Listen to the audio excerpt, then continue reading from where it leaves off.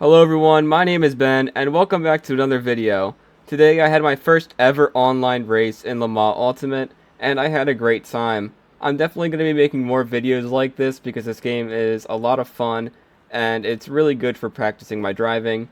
I had very little experience going into this race, especially on this track, so bear with me with my slow laps, but I hope you guys enjoy.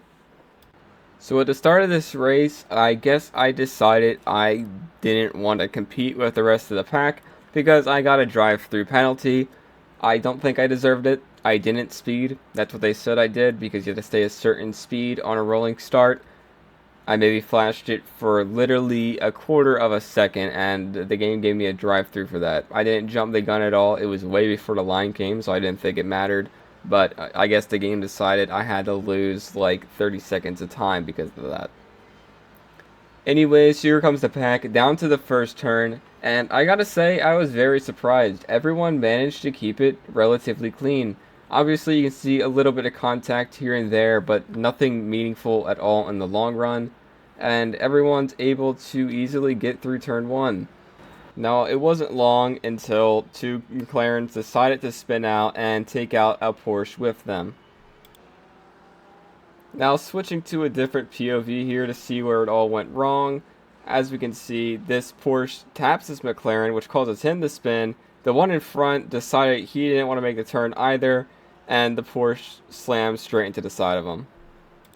Now here we're going to meet a bit of a recurring character, this Mercedes AMG. They were able to get past the wreck quite easily, but for whatever reason, tried to send a move up me, like 4 cars back, reach the apex at the same time. I don't know what they tried there, but we'll see more of them in a little bit. Now this race wasn't the most entertaining, so we skip all the way up to lap 7, where I try to put some pressure on the Porsche ahead, but I just don't have the experience yet on this track. Again, I have barely any laps around here on this game, so I just don't have the ability to keep up with this guy, but I would eventually make the overtake, so just wait and see how I manage to get that done.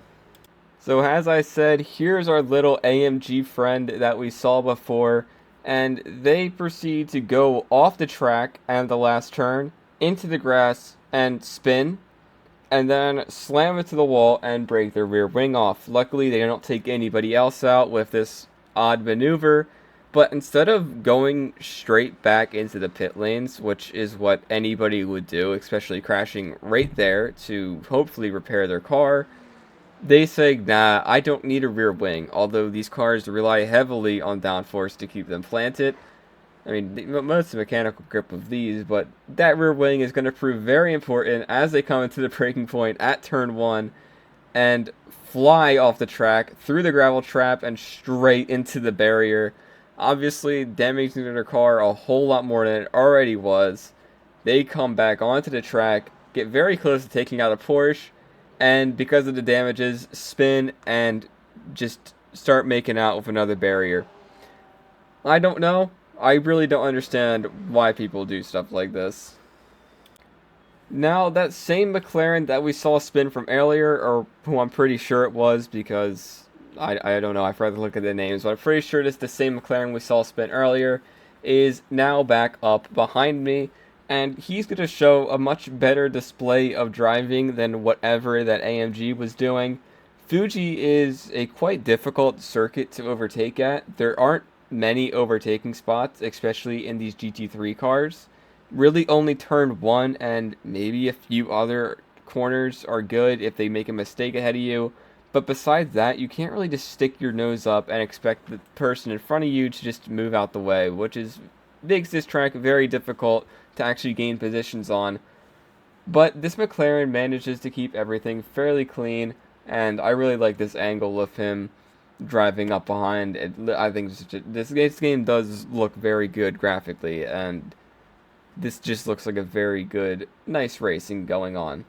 Now he's in position here to make a move into turn 1, so I have to go defensive. I decide to go up the inside until I see him make a move to the left. That gives me the incentive to go over to the left. I probably could have squeezed him a whole lot more than I did. I didn't really squeeze him at all. but I didn't want to put too much pressure on this guy because he was racing very clean. And I am able to hold him off and hold the inside for the next corner, which is very important. Again, coming back over to the right to squeeze into the left side of the track, or right side of the track, and I am able to hold him off for the rest of the race with just that one move, which is only like one other lap afterwards. But I was very happy with how I defended here. Now at this point, I'm 11th, and I didn't think I would get top 10, but luckily this Porsche in front of me, or at least luckily for me, not for him, spins going into the second to last corner. And I, luckily, in my big fat yellow Mustang, am able to make a move, well not really make a move, but sort of just drive the normal line straight past the Porsche and get myself happily into 10th place.